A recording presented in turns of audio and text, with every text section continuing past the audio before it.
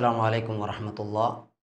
അൽഹംദുലില്ലാ വസ്സലാത്തു വസ്സലാമു അലാ റസൂലില്ലാ വഅലാ ആലിഹി വസഹ്ബിഹി അജ്മഈൻ. അമ്മാ ബഅദ്. പ്രിയ സഹോദരിമാരെ, നമ്മളെല്ലാവരും ഒരു ആവേശത്തിലും കരുത്തിലുമാണുള്ളത്. കാരണം വിശുദ്ധ റമളാൻ നമ്മളിൽ നിന്ന് വിട പറഞ്ഞു. അത് കഴിഞ്ഞ് നമ്മളൊരു പെരുന്നാളൊക്കെ ആഘോഷിച്ചു.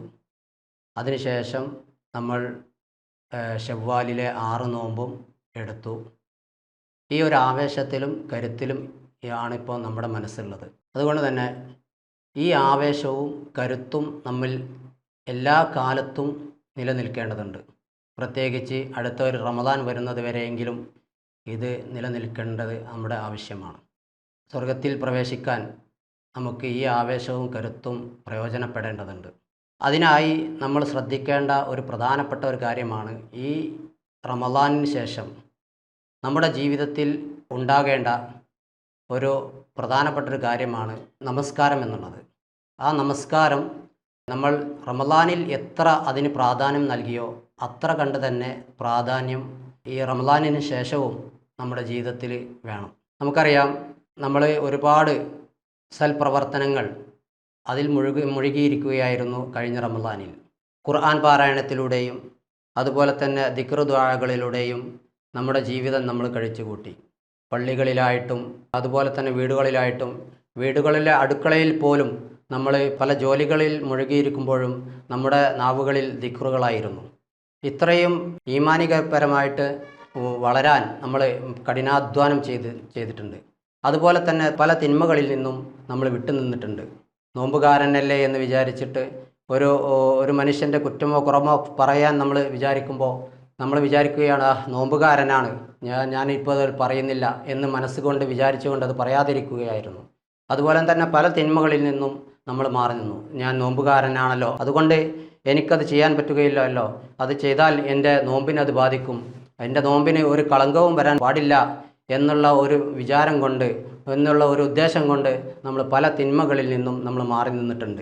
നമസ്കാരത്തിൻ്റെ വിഷയത്തിലും നോമ്പിൻ്റെ സമയത്ത് അതിൻ്റെ പ്രാധാന്യം മനസ്സിലാക്കിക്കൊണ്ട് എൻ്റെ നോമ്പിന് ഞാൻ നമസ്കരിച്ചിട്ടില്ല എങ്കിൽ നമസ്കരിക്കാത്ത ഒരു വ്യക്തിയുടെ നോമ്പ് അള്ളാഹുവിൻ്റെ അടുക്കൽ അതിനൊരു പ്രയോജനവും ലഭിക്കുകയില്ല എന്നുള്ള ബോധ്യം നമുക്കുള്ളത് കൊണ്ട് തന്നെ നമസ്കാരത്തിൻ്റെ വിഷയത്തിൽ റമളാനിൽ നമ്മൾ വളരെ ജാഗരൂകരായിരുന്നു.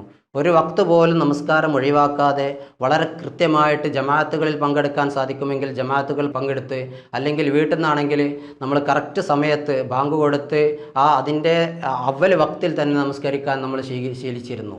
അതുപോലെ തന്നെ നമ്മുടെ മക്കളെ ഓരോ ബാങ്കിൻ്റെ സമയത്തും നമ്മൾ മക്കളെ ഓർമ്മിപ്പിക്കുമായിരുന്നു, എടാ മോനെ നമസ്കാരത്തിന് സമയമായി, നീ പള്ളിയിലേക്ക് പോയിക്കോ, എന്നിട്ട് അവർ ജമാഅത്ത് നമസ്കരിച്ചു വാ, നീ നോമ്പുകാരനല്ലേ, നിൻ്റെ നോമ്പിന് പ്രബലത കൂടട്ടെ എന്നുള്ള ഒരു വിശ്വാസം കൊണ്ട് നമ്മൾ മക്കളെ വരെ എന്ത് ചെയ്യുന്നിരുന്നു, നന്മയിൽ പ്രോത്സാഹിപ്പിച്ചിരുന്നു, നമസ്കാരത്തിൽ പ്രോത്സാഹിപ്പിച്ചിരുന്നു. എന്നാൽ ഈ റമളാൻ കഴിഞ്ഞിട്ടും അത് നമ്മളിൽ നിലനിർത്തേണ്ടതുണ്ട്. റമളാനിന് ശേഷം നമ്മുടെ നമസ്കാരത്തിൻ്റെ വിഷയത്തിൽ റമളാനിൽ നമ്മൾ നമസ്കാരത്തിന് എത്രത്തോളം പ്രാധാന്യം കൽപ്പിച്ചുവോ അതുപോലെ റമളാനിന് ശേഷവും നമ്മൾ എന്ത് ചെയ്യണം, നമസ്കാരത്തിന് പ്രാധാന്യം കൽപ്പിക്കണം. കാരണം നമസ്കാരം എന്നുള്ളത് ഇന്ന സ്വലാത്ത തൻഹ അനിൽ ഫഹ്ശായി വൽ മുങ്കർ, നീചവൃത്തികളിൽ നിന്നും വെറുക്കപ്പെട്ട കാര്യങ്ങളിൽ നിന്നും മനുഷ്യനെ തടയുന്ന ഒരു കർമ്മമാണ് നമസ്കാരം എന്നുള്ളത്. അതുകൊണ്ട് നമസ്കാരം നിലനിർത്തിയാൽ നമ്മുടെ ജീവിതം വിശുദ്ധമാകും എന്നുള്ളത് തീർച്ചയാണ്. അത് അള്ളാഹുവിൻ്റെ ഒരു വാഗ്ദാനമാണ്. അതുകൊണ്ട് തന്നെ നമസ്കാരം അത് ഒരിക്കലും നമ്മൾ എന്ത് ചെയ്യാൻ പാടില്ല, നമ്മുടെ ജീവിതത്തിൽ നിന്ന് മാറ്റി നിർത്താൻ പാടില്ല. നമസ്കാരം എപ്പോഴെങ്കിലും നിസ്കരിക്കുന്ന ഒരു ശീലം ഒഴിവാക്കിക്കൊണ്ട് അത് കറക്റ്റായ സമയത്ത് നമസ്കരിക്കുന്ന ഇതിൻ്റെ അവ്വൽ വക്തിൽ തന്നെ നമസ്കരിക്കാൻ ശീലിക്കുന്ന ആളുകളുടെ കൂട്ടത്തിൽ നമ്മൾ ഉൾപ്പെടേണ്ടതുണ്ട്. ഇന്ന സ്വലാത്ത കാനത്ത് അലൽ മുഅ്മിനീന കിതാബ മൗഖൂത, സമയം നിർണയിക്കപ്പെട്ട ഒരു ഇബാദത്താണ് നമസ്കാരം എന്നുള്ളത്, അത് മറന്നു പോകരുത്. അതുകൊണ്ട് തന്നെ നമസ്കാരം ഒഴിവാക്കുക എന്നുള്ളത് സത്യവിശ്വാസിയുടെയും അവിശ്വാസിയുടെയും ഇടയിലുള്ള ഒരു മറ അല്ലെങ്കിൽ കരാറാണ്.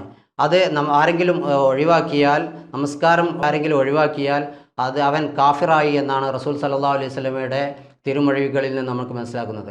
നമസ്കാരം നിർവഹിക്കുക എന്നതിന് ഉപരി അതിൻ്റെ കൃത്യതയിൽ, അതിൻ്റെ സമയത്ത്, അത് ഒരു വക്ത് പോലും പാഴാകാതെ നിർവഹിക്കാൻ നമ്മൾ ശ്രമിക്കുക. അള്ളാഹു സുബ്ഹാനഹു വ തആല അങ്ങനെ കൃത്യതയോടെ നമസ്കരിക്കുന്ന ആളുകളുടെ കൂട്ടത്തിൽ നമ്മെ ഉൾപ്പെടുത്തുമാറാകട്ടെ. നമുക്കറിയാം, നമസ്കാരം യുദ്ധസമയത്ത് പോലും ഒഴിവാക്കാൻ ഒരു ഇളവ് അള്ളാഹു സുബ്ഹാനഹു വ തആലയോ റസൂലോ നമുക്ക് തന്നിട്ടില്ല.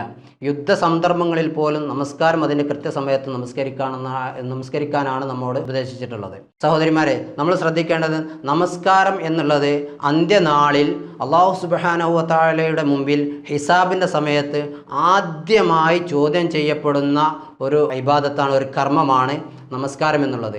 ആ നമസ്കാരത്തിൻ്റെ വിഷയത്തിൽ ആരെങ്കിലും വിജയിച്ചാൽ അവൻ പൂർണ്ണമായും വിജയിച്ചു, അവൻ്റെ മുന്നോട്ടുള്ള പാത എളുപ്പമായി. അതല്ല, ആ നമസ്കാരത്തിൻ്റെ വിഷയത്തിൽ ആരെങ്കിലും അള്ളാഹുവിൻ്റെ ചോദ്യത്തിന് മുന്നിൽ പരാജയപ്പെട്ടാൽ അവൻ്റെ മുന്നോട്ടുള്ള പാത മുഴുവൻ പരാജയപ്പെട്ടു. അതാണ് റസൂലുള്ളാഹി സ്വല്ലല്ലാഹു അലൈഹി വസല്ലം നമ്മോട് പഠിപ്പിക്കുന്നത്. അതുകൊണ്ട് ഈ റമളാനിന് ശേഷവും നമ്മുടെ നമസ്കാരത്തിൻ്റെ വിഷയത്തിൽ വളരെ ജാഗരൂകരായിക്കൊണ്ട് അത് ഒരു വക്ത് പോലും ഉപേക്ഷിക്കാതെ, അതിൻ്റെ സമയത്തിൽ മാറ്റം വരുത്താതെ അതിൻ്റെ കൃത്യസമയത്ത് നിർവഹിക്കാൻ നമ്മൾ ശ്രമിക്കുക. അതുപോലെ തന്നെ നമ്മുടെ മക്കളുടെ വിഷയത്തിലും അവരെ സ്വാലിഹായ മക്കൾ ആയിത്തീരണമെങ്കിൽ നമ്മൾ എന്ത് ചെയ്യണം? ആ കുട്ടികളെയും നമസ്കാരം വളരെ കൃത്യമായി ശീലിപ്പിക്കണം. അത് അതിൻ്റെ കറക്റ്റ് ടൈമിൽ നമസ്കരിച്ച് ശീലിപ്പിച്ചാൽ അവരും നമ്മൾ ഉദ്ദേശിക്കുന്നത് പോലെ നമ്മളെ കുട്ടികൾ സ്വാലിഹീങ്ങളാകാനാണ് നമ്മളെല്ലാവരും ആഗ്രഹിക്കുന്നത്. അതുപോലെ തന്നെ ഈ നമസ്കാരം കൃത്യമായി അവർ നിർവഹിക്കുകയാണെങ്കിൽ ഇൻഷാ അല്ലാഹ് നമ്മൾ വിചാരിക്കുന്നത് പോലെ അവർ സ്വാലിഹായ മക്കളായി വളരാൻ ഈ നമസ്കാരം കൊണ്ട് സാധിക്കുമെന്നുള്ളത് തീർച്ചയാണ്. അല്ലാഹു സുബ്ഹാനഹു വ തആല നമസ്കാരം കൃത്യതയോടെ നിർവഹിക്കുന്ന, അതിൻ്റെ എല്ലാ ഇഖ്ലാസോടു കൂടി നിർവഹിക്കുന്ന ആളുകളുടെ കൂട്ടത്തിൽ അല്ലാഹു നമ്മെ ഉൾപ്പെടുത്തി അനുഗ്രഹിക്കുമാറാകട്ടെ. അസ്സലാമു അലൈക്കും വറഹ്മത്തുള്ളാഹി വബറകാതുഹു.